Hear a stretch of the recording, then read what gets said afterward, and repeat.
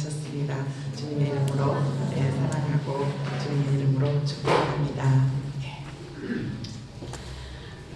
벌써 한 달이 되었네요. 오늘 이제 한 달 마지막 네 번째 주 골로새서 말씀을 함께 살펴보도록 하겠는데요. 오늘 말씀은 늘 사도 바울의 서신서가 그러듯이 앞에는 예수 그리스도에 대한 부분들, 교리적인 이제 신학적으로 하면 교의 신학 또는 조직 신학이라고 하는데요. 기독론에 대해서 말씀을 하시고 뒤에 부분은 그러면 예수 그리스도를 주인으로 모신 우리의 자녀들의 삶이 이제는 옛사람은 십자가 못 받고 새 사람으로서 하나님의 선분을 본받고 그리스도인으로서 이제 어떻게 살아가야 될 것을 구체적으로 이렇게 말씀하고 있습니다. 그런데 우리가 오늘 읽었던 본문 말씀에 다 관계에 우리가 살아가는 데서 혼자만 살 수가 없잖아요. 관계 안에서 이루어지는 그런 게 덕목들인데 읽었던 말씀이 12절부터 한 번 더 보게 되면 그러므로 너희는 하나님이 택하사 거룩하고 사랑받는 자처럼 긍휼과 자비와 겸손과 온유와 오래 참음을 못 잊고 누가 누구에게 불만이 있거든 서로 용납하여 피차 용서하되 주께서 너희를 용서하신 것 같이 너희도 그리하고 이 모든 것 위에 사랑을 더하라. 이는 온전하게 맺는 띠니라. 그리스도의 평강이 너의 마음을 주장하게 하라. 너희는 평강을 위하여 한 몸으로 부르심을 받았나니 너희는 또한 감사하는 자가 되라. 그리스도의 말씀이 너희 속에 풍성히 거하여 모든 지혜로 피차 가르치며 권면하고 시와 찬송과 신령한 노래를 부르며 감사하는 마음으로 하나님을 찬양하고 또 무엇을 하든지 바래나 이래나 주 예수 이름으로 하고 그를 힘입어 하나님 아버지께 감사하라. 이게 바로 예수 그리스도 안에 있는 즉 하나님의 풍성인데요. 우리가 오늘 읽었던 그 본문 말씀 안에 조금 키워드가 되는 단어들이 있는데요. 그 단어들이 보니까 긍휼, 그 다음에 자비, 그 다음에 겸손, 온유, 오래 참음 이렇게 5가지 말씀 단어들이 눈에 띄는데요. 이거는 우리가 하나하나 좀 살펴보면 긍휼은 우리가 고난에 처한 사람에 대한 동정심과 너그러운 마음입니다. 우리가 세상을 살아다 보면 늘 기쁘고 즐거운 일만 있는 게 아니라 생각지도 않은 질병과 생각지도 않은 재난과 생각지도 않은 실패와 여러 가지 실직으로 인해서 또 사랑하는 사람들이 잃는 그런 시련의 그런 상황들이 있을 수 있습니다. 그럴 때 고난에 처한 사람들에 대한 체휼이라고 이렇게 히브리서에서는 말씀하고 있는데 안 됐다, 그냥 안 됐네 그 정도가 아니라 정말 그 사람의 입장에 서서 얼마나 힘들고 아플까. 그래서 함께 눈물을 흘려주고 함께 기도하고 그 마음이 되어지는 거예요. 이게 주님이 우리에게 주신 마음, 그 주님 자신이 그런 마음이거든요. 그래서 고난에 대한 처한 사람에 대한 동정심과 그리고 너그러운 마음. 우리가 고난에 처했을 때 여기서에 보면은 새 친구들이 오잖아요. 그래서 그 고난에 처한 욥에 대해서 정죄하고 비난해요. 너희들 자녀가 10명이 한꺼번에 다 죽인 이유는 너가 알지 못한 그런 죄가 있어서 하나님이 그 자녀들을 데리고 갔을 것이다. 네가 이렇게 어렵다라고 자기가 이 고난 당하는 상황들이 이해가 안 됐을 때 어렵다라고 생각하는 이 욥을 향해서 너 어렵지 않다 하고 계속 정죄하고 비난하고 이렇게 판단하는 것들을 보게 돼요. 근데 우리가 교회 안에서도 그러잖아요. 누군가가 이 가정에 어려움이 있고 또 여러 가지 힘든 상황들이 있으면 정말 그 마음들을 이해하고 함께 아파하고 그런 게 아니라 분명히 그 집에 무슨 잘못된 일이 있었을 거야. 그리스도인이기 때문에 더 정죄하고 비난하고 판단하는 그런 모습들이 있는 것 같아요. 근데 주님께서 말씀하십니다. 그리고 주님의 품성입니다. 긍휼이요 고난에 처한 사람에 대해서 깊은 동정심과 그리고 또 그들을 위로하고 또 같이 즐거워할 때는 즐거워하고 슬퍼할 때는 그 슬퍼하는 마음, 이게 그 긍휼의 마음인데요. 그리고 두 번째가 자비예요. 이 자비는 부드럽고 친절한 마음인데요. 우리 안에서 굉장히 우리 안에 있는 성품들이 참 사람마다 다르고 그러는데 주님의 마음이요. 부드럽고 친절한 누군가에게 도움을 요청할 때 정말 우리 가자 그러면 심리 가지고 겉옷 달라 그러면 속옷까지 주는 함께 그 일들을 동참해주는 부드럽고 친절함. 그리고 세 번째가 겸손인데요. 이건 하나님과 사람 앞에서 자기를 낮추는 것을 겸손이라고 합니다.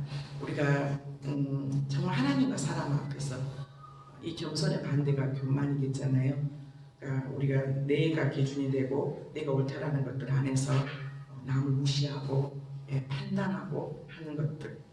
그리고 네 번째가 온유인데요. 이 회개하는 마음을 통해 부드러운 마음의 상태. 우리가 죄가 들어오게 되면 이 불순종과 불신앙의 마음들이 들어오게 되면 우리의 마음이 굉장히 강팍해지죠. 강팍해지고 굉장히 좀 안타까운 마음으로 고약해집니다.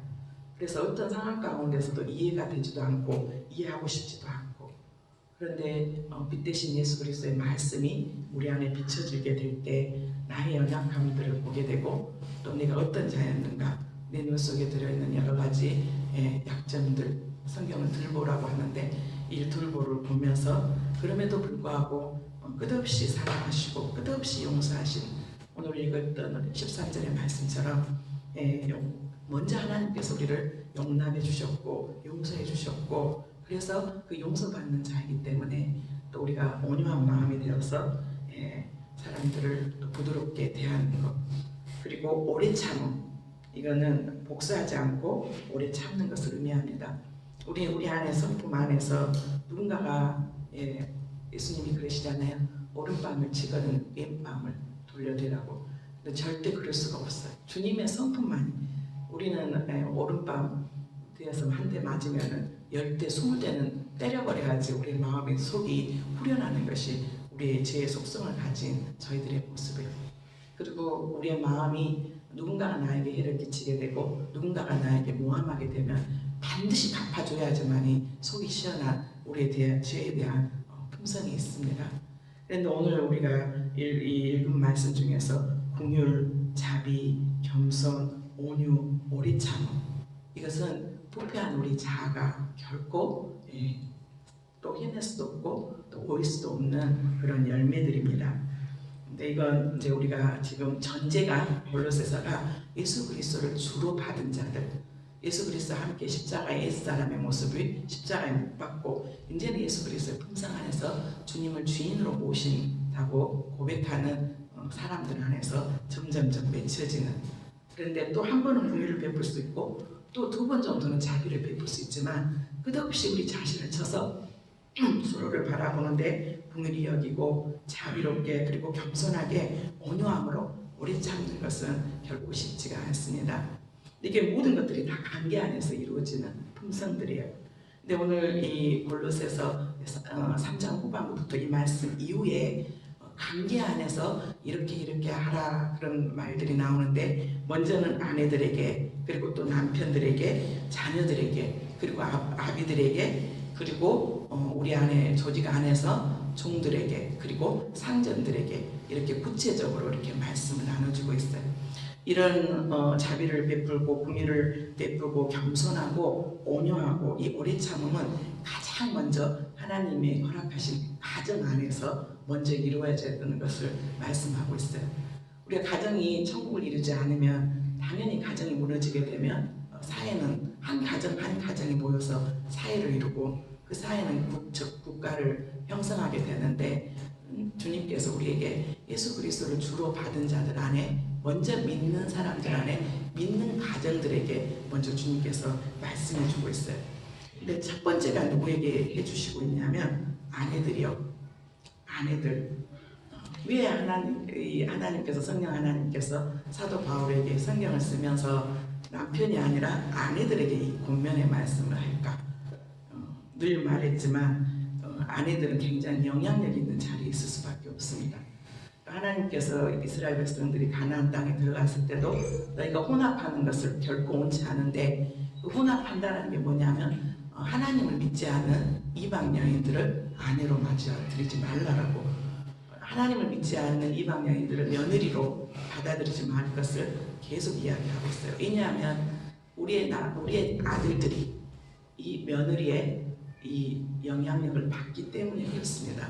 그래서 왜 하나님이 이렇게 권면을 할 때 먼저 아내들에게 이 말씀을 하는가? 그만큼 우리가 영향력이 있는 자리에 있기 때문에 그렇습니다.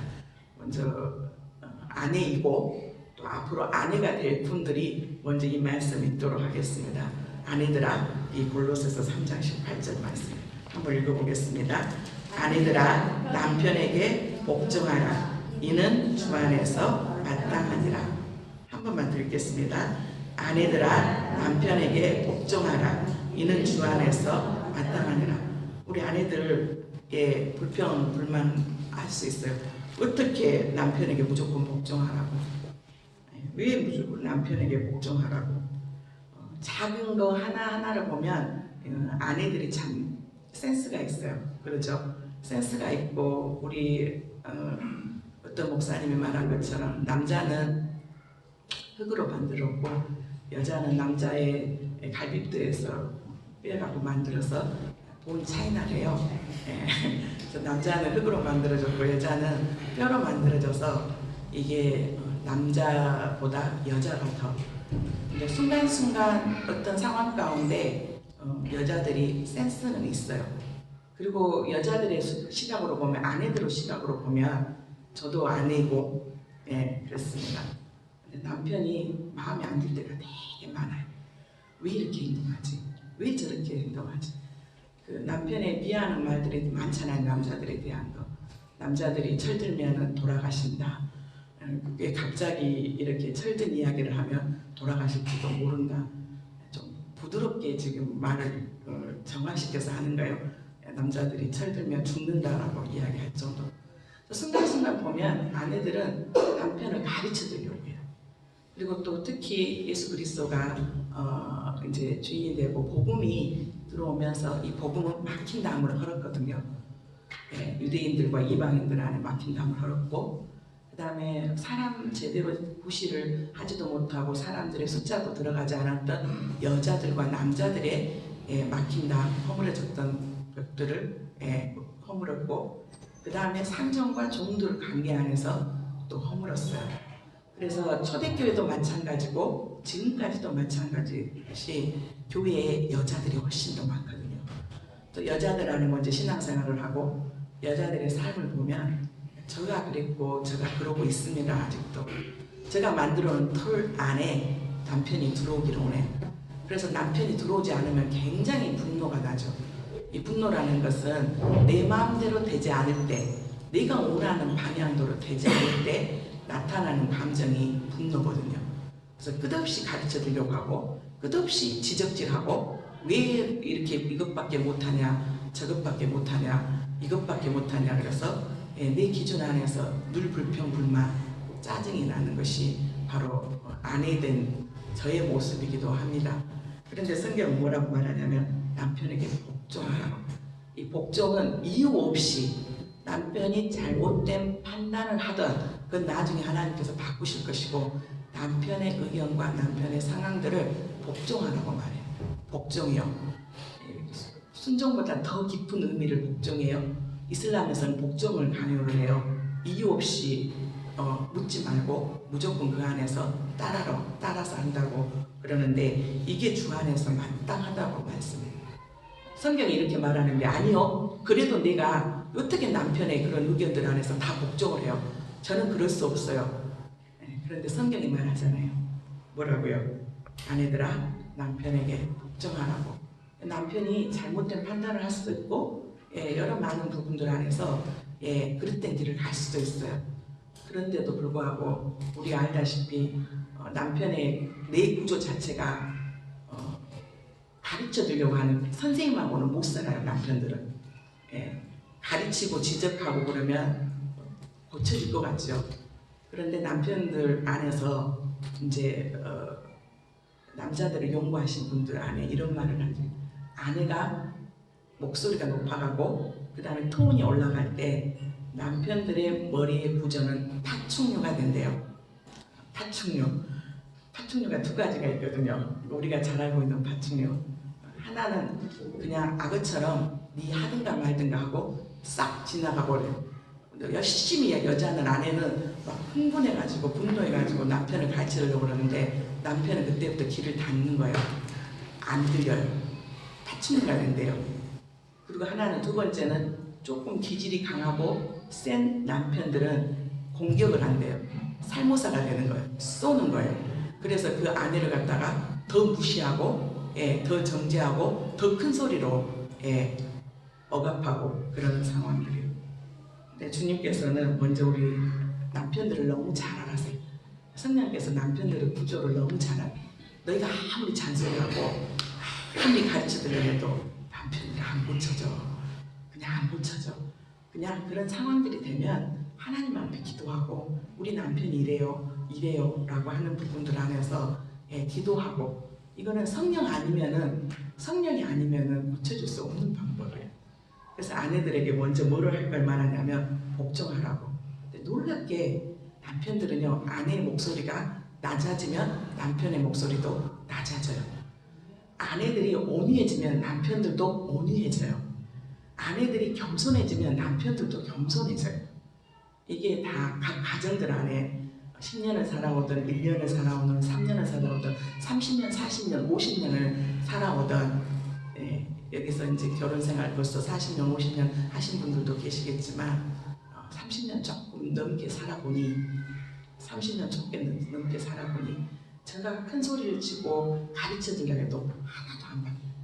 그냥 낮은 자리에서 겸손하게 남편을 높여주고 남편의 모든 생각들이 옳다라고 먼저는 인정해 주는 거. 당신의 말이 맞아요. 당신이 옳아요 라고 해주는 거. 남편의 특징 하나가 인정받고 싶어하는 욕구가 굉장히 커요. 그죠? 그래서 그 남편에게 무조건 복종하라고. 이게 하나님께서 우리 아내들에게 주신 성령 안에서 사도 바울을 통해 우리에게 주신 권면이에요. 두 번째는 이제 남편들에게 이제 말씀합니다. 남편들 그리고 앞으로 남편이 될 분들 한번 골로새서 3장 19절 한번 읽어보겠습니다. 골로새서 3장 19절 한번 읽어보겠습니다. 시작.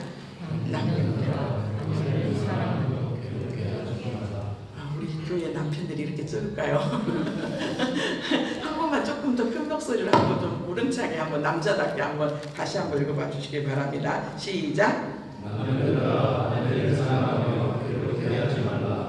두 가지 요구하죠. 사랑하라고. 아내가 아무리 기가 세고 세단다 할지라도 아내는 사랑받고 또 보호받고 싶어하는 본능이 있어요. 그냥 사랑해주는 거예요. 그리고 더 연약한 그릇이라고 말했잖아요. 내 옷으로도 사는 게 아니라 사랑해주고 그 다음에 두 번째는 괴롭게 하지 말라. 실제적으로 남편들이 아내를 많이 괴롭게 해요. 지혜롭지 못한 행동과 또 이렇게 굉장히 또 의논하지 않고 아내와 충분히 의논하지 않고 바깥에서 많은 일들을 저질러 놓지요. 한국 같은 경우는 특히 많은 일들을 어지러 놓고 또 저질러 놔요. 그걸 또 가정들 안에서 남편들이 저질러 놓으면 그것들을 또 수습하는 것이 또 아내의 몫인 가정들도 되게 많고요. 이 괴롭게 한다는 말 안에는 먼저 하나님께서 우리 아내와 남편들 안에 돕는 배필로 허락하셨잖아요.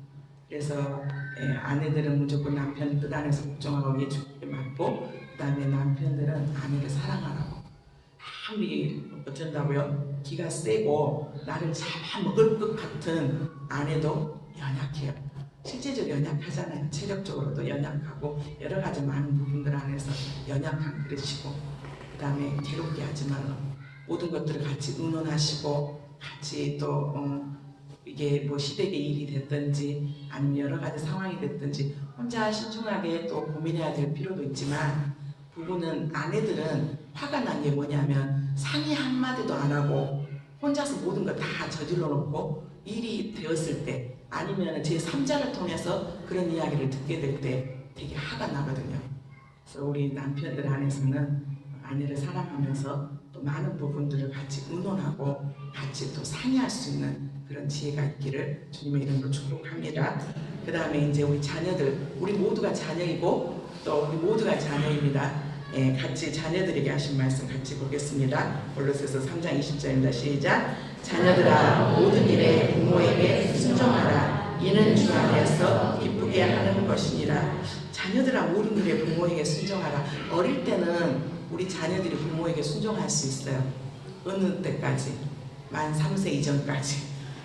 만 3세가 되면은 교육학자들이 말한 제1 반환기에서 자아가 싹트는 시기라고 해요.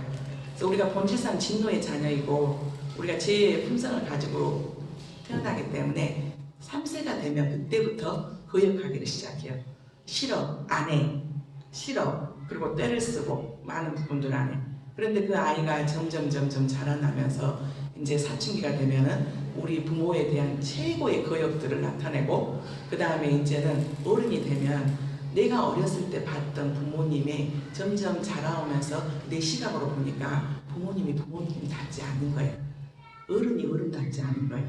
서로 사이좋게 지내라 그러는데 엄마 아빠가 더 싸우고, 또 이렇게 살라고 이야기하는데 엄마 아빠가 그렇게 살질 않아요. 그래서 자녀들 안에서도 부모를 판단하고 정죄하고 또 나름대로 비난을 해요. 그리고 이제 점점점 자녀들 안에서 이제 학문이라든가 그런 위치가 이렇게 있게 되면 어느 순간 우리 부모가 참 부족하다는 것들을 느끼게 되죠. 우리 부모의 여러 가지 경제적인 상황과 여러 가지 위치라든가, 근데 반대로 너무 부모가 뛰어나고 너무 부모가 좋은 명문학교를 나오고 좋은 직장을 하게 되면 자녀들 안에서 그 안에서 기가 죽어서 오히려 부모님보다 더 못한 상황들이 될 수도 있어요. 이거는 이제 좀 그 다음 말씀에서 볼 것인데, 우리 자녀들이 부모에게 이렇게 순종되어진다는 거 쉽지 않아요. 그리고 왜? 부모도 모순이 있거든요. 부모도 늘 잘못해요. 그러니까 우리 자녀들이 바라봤을 때 부모님들이 모든 것이 옳고 부모님이 하는 행동들이 정말 본이 되고 기감이 되고, 정말 내가 우리 아마 아이들한테, 우리 자녀들한테 근데 우리 부모가 정말 존경스러워, 나는 정말 우리 인생에 있어서 나의 정말로 롤 모델이 나의 부모님이야 라고 말한 사람들이 있다면 정말 행복한 거죠. 그런데 이제 어느 정도 철이 들고 또 철이 들고 우리 부모님들이 그래, 부모님들도 연약하고 부모님들도 그래 실수할 수 있고, 그러면서 부모님들을 통해서 주시는 사랑과 그것들이 느껴질 때, 그때 비로소 그때 엄마가, 그때 아버지가 해줬던 것이 최선이야 하면서 긍휼히 여기고 또 겸손해지고, 그리고 또 그 마음 안에 온유한 마음으로 또 그 부모를 또 용서하고 그 부모님의 성실하게 살았던 것들이 너무 감사했다라고. 근데 그것이 어느 정도 내가 엄마가 되고 내가 아빠가 되고 내가 각 가정의 가장으로서 그 무거운 짐들을 또 져보고 또 인생 안에서 실패해보고 또 살아가면서 내 마음대로 되지 않을 때 비로소 그때 뭐예요? 철이 든다고 하잖아요. 그때 비로소 우리는 조금이나마 철이 들었을 때 부모를 순종할 수 있는데, 지금 여러 가지 상황들 안에서 부모에게 순종하는 것이 쉽지가 않아요. 왜냐하면 내 기준 안에서 부모가 미달이라고 생각하기 때문에. 미달이라고. 그런데 이 자녀들에게 부모에게 순종하라고. 이것이 주 안에서 기쁘게 하는 것이라고. 하나님께서 이 땅 가운데 축복해 주시는 많은 상황들 안에 신약에서 이 부모에게 잘했을 때 이 땅에서 형통하고 하나님께서 장수하는 복을 주신다고 말씀하셨어요.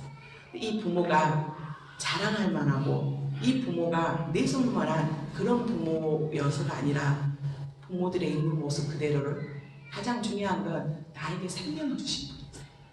내가 이 땅에 혹시라도 정말 우리 안에 내가 왜 태어난지 모르겠다고, 내가 왜 이곳에 있는지 모르겠다고 하신 분들은 안 계시겠죠? 가장 귀한 건 나의 힘의 근원이에요. 우리 부모는. 그래서 이 부모에게 순종하는 것이, 그리고 때로는 부모님도 완벽하지 않지만 그래도 인생을 더 살아보신 분이고, 그리고 우리 자녀들에게 좋은 것을 주고 싶어요. 그래서 때로는 부모가 실패했던 것들 안에서 이제 자녀는 이렇게 살지 않았으면 좋겠다고 하고, 그래서 반면교사로서 계속 이야기를 하죠. 자녀들은 그걸 뭐라 그러냐면 잔소리라고 해요. 왜 잔소리를 또 하냐고. 그런데 가만히 객관적으로 들어봤을 때 그 말은 우리 자녀가 잘 됐으면 조금 우리 부모님들 안에서 표현하고 그 다음에 그것들 안에서 좀 지혜롭지가 못하고 대화하는 방법들을 모르고 그리고 어떻게 칭찬해야 될지 모르고 우리 부모님들은 그것을 학습해보지 않았거든요. 우리 부모님도 마찬가지고 우리 세대도 마찬가지고요. 어떻게 전달해야 될지 모르겠고 내 마음의 진심을 어떻게 우리 자녀에게 전해야 될지 모를 때가 너무 많아요. 그런데 성경은 자녀들아 모든 일에 부모에게 순종하라고 말씀해요. 이는 주 안에서 기쁘게 하는 것이다. 부모님한테 순종하는 것이 이게 하나님 앞에도 주 안에서도 기쁨이 된대요. 왜냐하면 보이지 않는 하나님을 즉 보이는 부모님도 공경하지 못하면서 어떻게 보이지 않는 하나님을 공경해요. 보이는 부모님을 먼저 공경할 때 보이지 않는 하나님도 공경할 수가 있거든요. 그리고 이제 우리 아비들 이미 아버지가 되셨고 아버지가 될 사람들이고 이 아비들 골로새서 3장 21절 말씀입니다. 이거는 꼭 아버지한테만 하는 말이 아니라 부모된 우리에게도 하는 말입니다. 같이 읽어보겠습니다. 골로새서 3장 21절 같이 읽겠습니다. 아비들아 너의 자녀를 노엽게 하지 말지니 낙심할까 함이라. 우리 자녀를 노엽게 합니다. 노엽게 하는 이유가 뭐냐면 방법을 몰랐어요. 그러니까 사랑은 해요. 그 누구보다도 자녀를 왜 사랑하지 않겠어요? 우리 자녀가 정말 잘 되기를 원하고 그런데 우리가 지혜가 없고 전달하는 방법을 모르고 어떻게 표현해야 할지 몰라서 굉장히 어색하고 무뚝뚝하고 세련되지 않고 그런 상황 가운데 자녀들 안에서 때로 어투가 가르쳐 주려고 하고 또는 칭찬보다는 더 꼬죽만 하고 또 혼을 내고 우리 아이들 안에서 부모님이 사랑함에도 불구하고 아이들 안에서는 우리 엄마가 우리 아빠가 특히 우리 아빠가 나를 사랑하지 않아. 나를 미워해. 나를 혼내기만 해. 그리고 나를 인정하지 않아. 이게 집집마다 다 보여주는 모습들이에요. 그래서 우리 자녀들을 노엽게 해요. 그리고 또 자녀들을 노엽게 하는 모든 부분 중에 하나가 우리 한국 부모님들 안에 내가 이루지 못한 것들을 우리 자녀들이 이루어줬으면 좋겠잖아요. 그 마음도 충분히 이해가 가요. 왜냐하면 살아보니까 좀 더 공부하고 좀 더 좋은 직장에 좀 더 좋은 학교에 나오면 그래도 인생이 좀 더 편하게 가는 것 같거든요. 그래서 지금 하지 않고 있는 그리고 이 길로 갔으면 좋겠는데 엉뚱한 데 관심을 가지고 있는 그 자녀들을 볼 때 답답하기도 하고 이 자녀들에게 실망도 하고 이 자녀들에게 기대를 할까 말까 불안이 엄습해오고 걱정이 엄습해오고 두려움이 엄습해오니까 그 두려움과 걱정과 근심이 올 때 우리 부모님들은 기도하기보다는 어쩔 수 없이 자녀들에게 똑같은 말들을 반복해서 할 수밖에 없는. 근데 우리 자녀들이 이 잔소리라는 이 개념이 그러잖아요. 옳은 말, 들어보면 다 옳은 말인데 효과적이지 않는 방법으로 전달하는 걸 갖다가 잔소리라고 한다고 합니다. 저도 엄마로서 우리 자녀들을 노엽게 합니다. 그리고 낙심이 돼요. 특히 낙심되는 상황 가운데 인정하지 않고 계속 꾸중만 하고 계속 정죄만 하고 네 같은 애가 뭘 할 수가 있어. 우리 너무 잘 알잖아요. 부모님이 들었던 자녀로부터 들었던 말 중에 가장 상처난 말이 뭐냐면 아버지가 나한테 해준 게 뭐가 있어요. 엄마가 나한테 해준 게 뭐가 있어요 라고 하는 거고 부모가 자녀에게 한 말 중에서 자녀가 가장 상처받은 말이 니까지 놈이 뭘 할 수가 있어.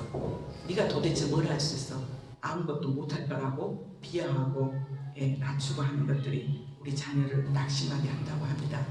그러니까 무조건 칭찬만 하라는 것이 아니라 먼저 예수님이 그랬잖아요. 은혜와 진리로 가늠하다 현장에서 잡혀는 여인에게 먼저 정죄하지 않고 나도 너를 정죄하지 않으니 먼저 주님의 사랑을 긍휼을 베푸고 그리고 나서 이렇게 했으면 좋겠다. 그리고 진리가 그 뒤에 가는 거죠. 주님이 하셨던 방법대로만 하면 우리 자녀들이 노엽게 되지 않고 낙심되지 않을 텐데 우리 안에 많이 세련되지 못한 우리 안에 표현들 그 다음에 내 마음대로 이 자녀가 내 것이라고 생각하고 내 마음대로 조종하려고 하는 우리 안에 굉장히 우리 안에 욕심들 탐심들이 자녀들을 노엽게 하고 낙심하게 한다고 합니다. 그리고 이제 다섯 번째가 관계 조직 안에서 회사가 될 수도 있고, 그 다음에 또 교회가 될 수도 있고, 우리 안에 학교가 될 수도 있고, 이 조직 안에서 되어지는 부분들이에요. 먼저 여기서는 이제 종이라고 표현했는데, 같이 골로새서 3장 23절부터 25절까지 한번 읽어보겠습니다. 종들아, 모든 일에 육신의 사람들에게 순종하되 사람을 기쁘게 하는 자와 같이 눈가림만 하지 말고 오직 주를 두려워하여 성실한 마음으로 하라. 무슨 일을 하든지 마음을 내하여 주께 하더라도 사람에게 하지 말라. 이는 기업의 상을 주께 받을 줄 아나니 너희는 주 그리스도를 섬기느니라. 불의를 행하는 자는 불의의 보응을 받으리니 주는 사람을 내버려 짬이 없느니라. 우리가 지금 아내들아, 남편들아, 자녀들아, 아비들아 하고 종들아 하고 상전들아 하고 말씀하는 가정 가운데 이 가장 긴 말씀이에요.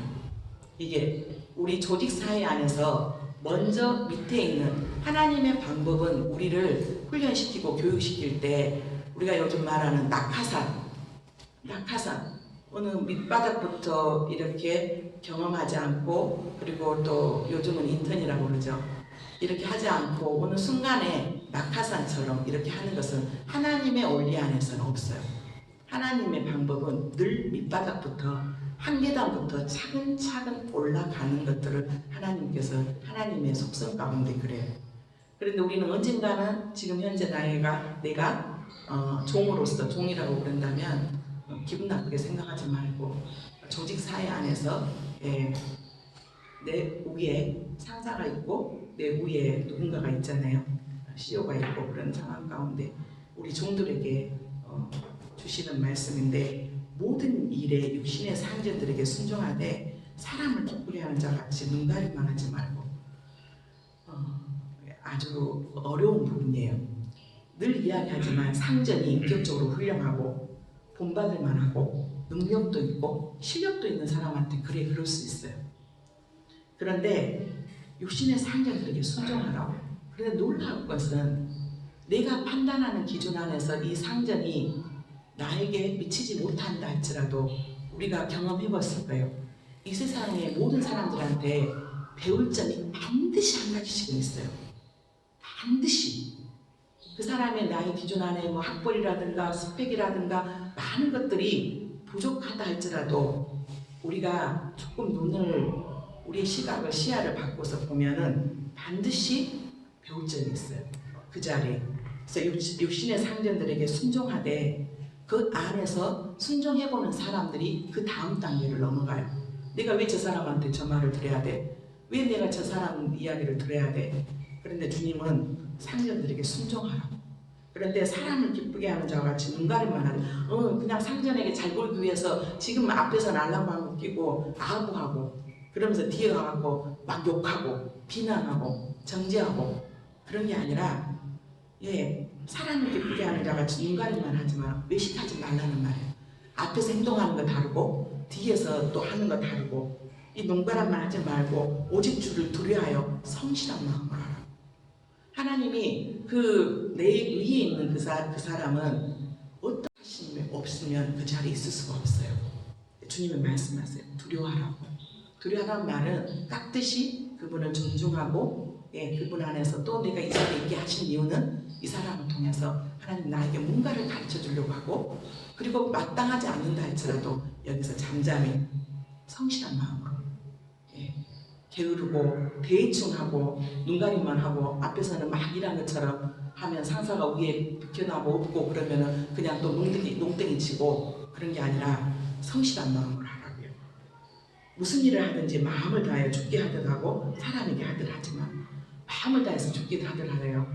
전제가 죽게 하듯 한다고 하는데 우리 주님께 잘합니까? 저는 이 말씀을 준비할 때마다 도대체 우리는 주님을 잘 섬기고 있나? 이거는 정말로 예수 그리스도를 주인으로 모시는 자들 안에서 온 마음으로 내가 주인이 아니라 주님이 주인이시고 내 생각 내 뜻 내가 내려놓고 주님의 뜻 안에서 순종하겠습니다 하는 그런 마음 안에서 이해가 되지 않더라도 주님은 나에게 좋은 것을 주실 것이고, 내가 여기서 훈련되지 않으면 그 다음의 단계는 더 강하고 힘센, 지금 위의 상전에게 순종하지 않고 내가 거부하고 그것을 뛰쳐나오게 되면 하나님의 방법은 그 다음에는 그 상전보다 더 고약하고 더 힘든 사람을 통해서 훈련시켜요. 왜냐하면 관계를 통해서 우리가 낮아지고 깨지고 부서지기 때문에. 그러니까 여기서 순종해가고 훈련된 것이 낫겠어요? 아니면 여기서 뛰쳐나와가지고 나중에 그 상전보다 더 까다롭고 더 고약한 사람 만나서 몇 배로 더 훈련받으면서 깨진 것이 낫겠어요? 어차피 하나님 우리를 훈련시키거든요. 누구나 예외 없이. 우리 안에서 관계 안에서 깨어지게 하는데 죽게 하듯 하고 사람에게 하지 말라. 사람에게 하지 말라면 앞에 다 반복되는 거 눈 가림하지 말고 두려워하고 성실함을 하라. 그러면서 이는 기업의 상을 주게 받은 줄 아나니 그 사람은 너를 몰라주고 너를 무시하고 너를 정죄해도 네가 너를 보고 있어. 네가 어떤 자세로 성실하게 네 일들을 감당하고 있는지 네가 너를 보고 있어. 너는 주의 그리스도를 섬기니라. 주님 아시잖아요. 주님 무죄부승하세요. 안 계신 곳이 없단 말이에요. 눈 가림만 아웅하고 나만 혼자 생활하면 괜찮은데 옆에 동료들 안에서 열심히 하지도 않고 대충 하면서 잔머리만 부리고 그 다음 누구 사람 뒤에 줄에 섰다 하고 그렇게 하는 사람들 안에서 잘 나가는 것 같지만 어느 순간 10년이 지나고 그 사람 뒤에 줄에 섰는데 상황이 바뀌어서 그 사람이 떨려나면 나도 같이 옷을 벗어야 되는 상황들이 되게 많아요. 우리 안에서 정말로 주님이 하시고 주님이 이 모든 것들을 보고 계세요. 그래서 믿는 자들에게는 감사한 거잖아요. 사람을 기쁘게 하려 하나님을 기쁘게 하려 그리스도를 섬기느니라. 25절 불의를 행하는 자는 불의의 보응을 받아 반드시요. 여러분 지켜보세요. 직장생활 하면서 10년, 20년, 30년 그 자리에서 장구하는 사람들의 특징을 보시고 어느 순간 잘 나가다가 어느 순간 옷을 벗은 사람들 안에 모습을 보세요. 반드시 정직하지 않고 반드시 성실하지 않으면 아무리 세상에 불의가 성행하고 불법이 성행한다 할지라도 악한 것도 밝히 드러나고 선한 것도 밝히 드러나게 돼 있어요. 불의를 보응을 받으니 주는 사람을 예매로 취하심이 없다. 우리가 혹시 이런 분 들어봤는지 모르겠어요. 팀 페런스라는 분이 계시는데 이분이 정말 피에로라고 할 정도로 세계에서 유명한 사람들, 성공한 유명한 사람들을 찾아다니고 인터뷰를 하고 그 사람들이 썼던 자서전이라든가 그런 책들을 많이 이렇게 조사를 해서 이 사람들이 성공하는 이 습관들을 봤는데 71가지가 되더래요. 71가지. 그런데 그걸 갖다가 3가지로 딱 요약해가지고 이런 사람들은 이런 성실함에 습관이 있었어. 근데 이게 3가지더라고요. 먼저면 아침부터 적는다. 아침에 하루 시작 10분. 무슨 말이냐면 잠잘 때 다 자고 늦잠 자고 다 자고 그래서 결코 그 자리에서 인정받지 못한다는 거예요.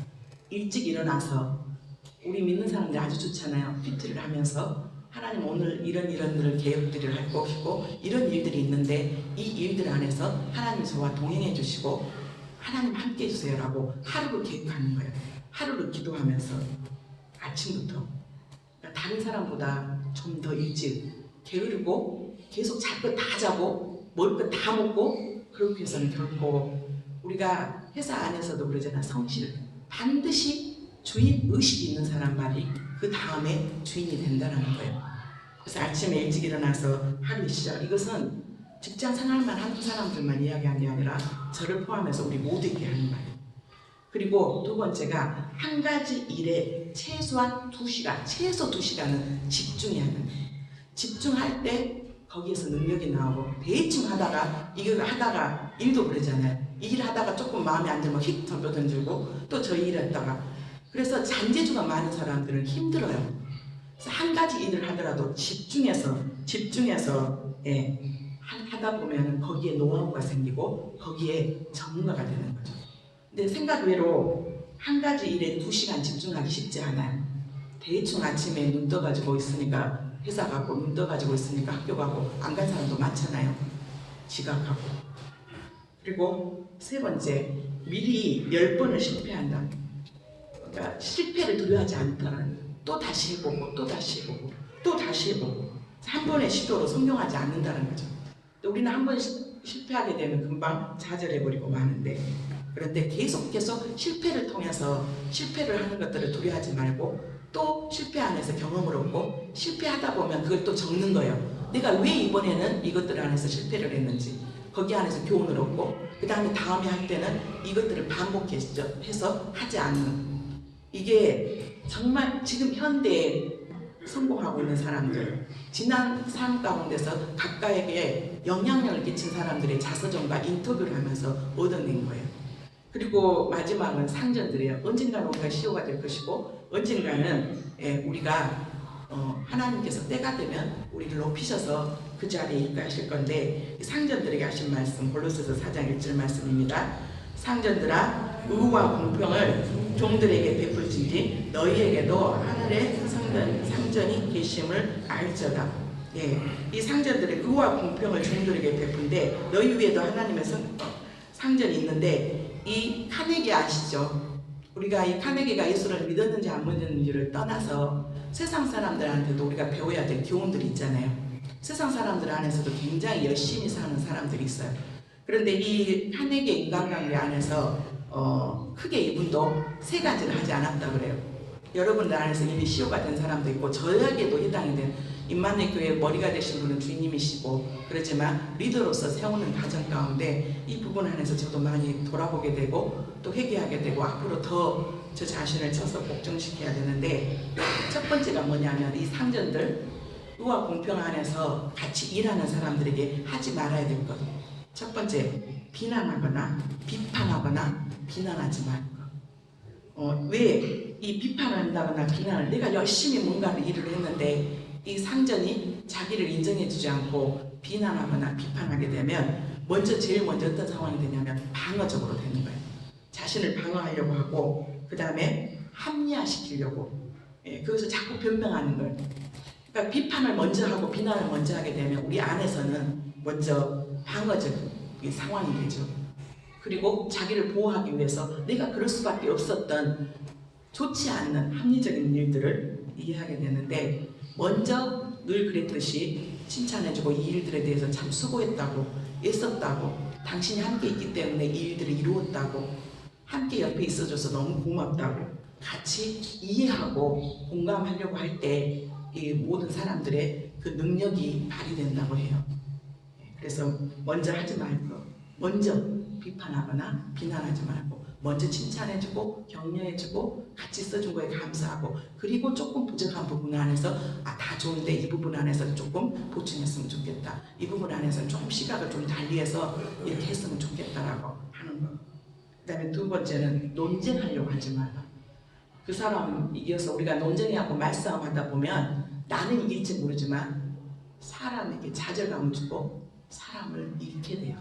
그래서 논쟁하지 마. 아무리 네가 잘 알고 아무리 그 부분에서 똑똑하고 네가 경험이 많다 할지라도 논쟁하지 말라고 합니다. 논쟁하다 보면 사람들로 하여금 상대방을 하려고 좌절감을 느끼고 여러 가지 자존감과 여러 가지가 떨어진다고 해요. 그래서 사람을 적으로 만들지 말아요. 논쟁할 때 있어서 가장 큰 게 사람을 적으로 만들면, 우리가 정말 성공한 사람들을 보게 되면 적을 오히려 나의 편으로 만들죠. 그리고 양보하라고. 상대방 안에서 인정할 거 인정해주고 양보하라고. 마지막은 상대방의 욕구와 이익을 무시하지 않는다. 그러면은 김 과장이 요구하는 것은 어떤 부분인가요? 김 과장은 어떻게? 김 대리는? 아니면 차장님은? 아니면 이렇게 해서 요구하는 것들, 그 욕구에 대해서 무시하지 말고, 그 다음에 어떤 부분들 안에서 이익이 나면 혼자서 CEO가 가로채는 게 아니라 그것들을 다 나누고 같이 베풀고, 이 모든 공로가 나 혼자 돼서 잘 돼서가 아니라 같이 일하는 것. 그래서 대기업 같은 경우는 성과금을 주잖아요. 1년 동안 잘 했었어요. 힘들었어요. 그러면 그거에 대해서 힘을 얻고 또 다시 그 다음에 또 더 일하게 되고 그런 상황들이 되잖아요. 오늘 하나님께서 이제 예수 그리스도를 주로 받은 사람들 안에서 이런 관계들을 하라고 그러는데, 이건 저희들의 힘으로 절대 안 돼요. 오늘 말씀의 결론이 되는 부분인데요. 16절부터 17절까지 말씀. 이거 다 알아요. 성경은 왜 똑같은 말을 반복하냐고 왜 성경은 똑같은 6,000년 동안 청성 성경은 구약 39권에 신약 27권, 66권이 똑같은 말씀이에요. 예수 그리스도 안에서 생명을 얻고 그 생명 안에서 우리가 다시 살아나는 것이 주님이 우리에게 성경을 주신 이유거든요. 똑같은 말이 반복이 돼요.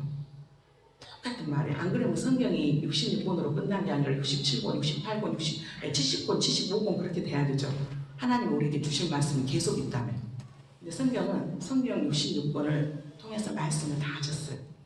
왜 설교를 어저께 들었던, 지난주에 들었던 똑같은 말을 또 하지? 왜 그럴까요? 우리에게 사람이라고 똑같은 말씀 안에서 어느 순간에 내 자신을, 내 영과 혼과 고스를 쪼갤 때가 있어요. 똑같은 말씀 계속 읽고 하는데 이 말씀이 내 마음판에 팍 올 때가 있고 그 말씀이 억지로가 아니라 순종되어질 때가 있어요. 그래서 똑같은 말씀들을 주님께서 주시는 걸 조금 다른 방법으로 전할 뿐이죠. 우리가 이렇게 할 수 있도록 만드신 이 결론의 말씀이 16절, 17절의 말씀 한번 읽어보겠습니다. 그리스도의 말씀이 너희 속에 풍성히 거하여 모든 지혜로 피차 가르치며 권면하고 시와 찬송과 신령한 노래를 부르며 감사하는 마음으로 하나님을 찬양하며 그리스도의 말씀이 너희 안에 풍성히 거해요. 우리 성경 안 읽잖아요. 성경 많이 읽으셔야 돼요. 내 생각이 이렇게 올라오고 또 이렇게 올라오는데 그래요. 말씀 언어에서 이렇게 했지. 한 주간 살아가면 분명히 남편하고 다툴 일이 있을 것이고 분명히 남편과 대립될 때가 있을 거예요. 그럼 오늘 말씀 안에서 들었지. 남편에게 무조건 복종하라고. 또 남편 안에서 또 아내하고 싸울 일이 막 있을 거예요. 아내를 사랑하라 그랬지. 아내를 괴롭히게 하지 말라 그랬지. 우리가 계속 말씀을 읽다 보면 이 말씀이 기억이 나고 그 기억나는 말씀 안에서 우리가 순종할 수 있는 그리고 서로가 지혜로 피차 가르치고 권면하고 함께 어우러져서 기쁨이 되고 또 함께 노래하며 먼저 감사하고 이 상황들 안에서 불평과 불만과 많은 일들이 되지 않을 때도 감사하라고 말씀하세요. 하나님을 찬양하고 그래서 화가 나고 신경이 나고 짜증이 나면 그 자리를 좀 피해서 찬송을 좀 듣든지 아니면은 좀 자신을 돌아볼 수 있는 그리고 17절 마지막 부분입니다. 같이 읽겠습니다. 또 무엇을 하든지 말이나 일이나 다 주 예수의 이름으로 하고 그를 힘입어 하나님 아버지께 감사합니다. 우리 교회 다니시는 분들이 이런 말 많이 들어봤을까요? 이때 예수님이라면 어떻게 하셨을까? 이때 상황 가운데 예수님이라면 어떤 말씀을 하셨고 이때 예수님이라면 우리에게 어떻게 권면하고 어떻게 관계 안에서 이렇게 했을까? 이게 오늘 이 말씀이에요. 그러니까 조금 상황들이 있었을 때 회사에서든 학교에서든 교회에서든 가정에서든 내가 하고 싶은 대로 막 여러 많은 감정들이 올라올 때 하나님 이 상황에 주님께서는 어떻게 하셨을까요? 주 예수 이름으로 내 이름이 아니라 내 뜻이 아니라 내 감정이 아니라 올해 이제 이 골로새서를 오늘로 해서 마지막으로 끝을 맺었습니다. 우리 안에서 가정이 회사가 학교가 임마누엘 공동체가 이렇게 우리 안에서 주시는 이 마음으로 천국을 이룰 수 있었으면 좋겠습니다. 나로 인해서 옆에 사람 행복했으면 좋겠습니다. 나로 인해서 정말 평안해졌으면 좋겠습니다. 그러한 한 해 되기를 주님 이름으로 축복합니다. 잠깐 기도하겠습니다.